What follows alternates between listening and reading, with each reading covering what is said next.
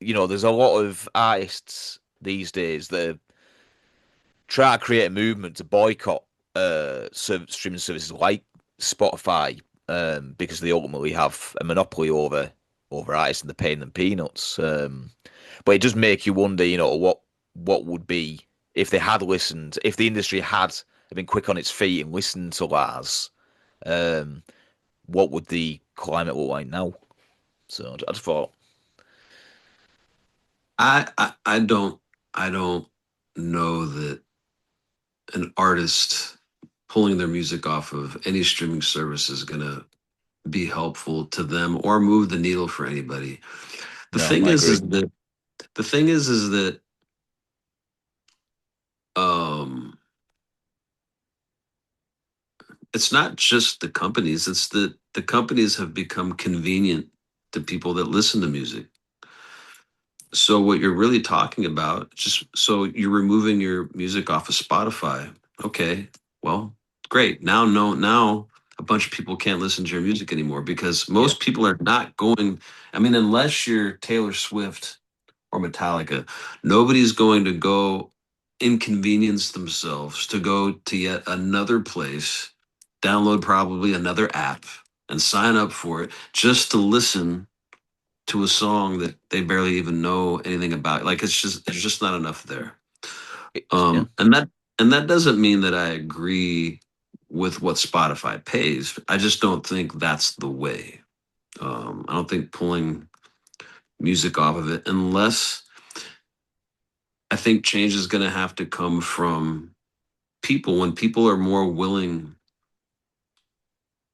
to move to a different way of consuming music, just like what happened with CDs. People went from CDs and went, okay, yeah, streaming is better. All right, so we'll ditch all the thousands of dollars we invested in buying plastic discs and we'll go to streaming. Like people were given an alternative that was convenient. So really what would need to happen is there would need to be a new stream because I don't think the streaming is ever going to go away. It's too Mm. convenient. I think it's going to take for any meaningful change. It's going to take somebody or a company to come up with a new structure and a way that's convenient for fans to listen to music, just like it is with Spotify and Apple Music, but is also focused on being artist friendly with what they pay. That's going to be the next thing, whatever that is. And maybe it'll be these companies. Maybe they'll redo their payout structure, and it'll be the same companies, or somebody will come along eventually. It always happens. Nothing stays the same forever. The game will change eventually again, and where it goes and how it happens, none of us will really know. But I do know that it will change again. But I don't think that pulling music off of Spotify is uh, I not agree. making much more. And you're actually dead on the mark because I am, like I said just before, I will support bands that I like, as much as possible. But even I have Spotify Premium, Hmm.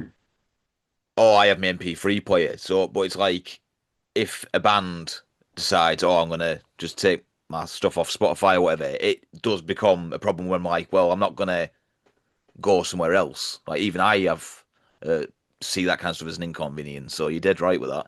The stand to gain nothing from doing that. Yeah, So I definitely and agree. and it's not fans' fault. I mean, No. they're just consuming what's given to them. I mean, um, people like yourself, you're paying, what they're telling you that they want, so you don't have to hear commercials and have better quality audio, whatever it is that they offer. So you're doing your part. You have no control over what they do with that money or where it goes and who sees it, right? Nor is it anything you should have to think about. Yeah.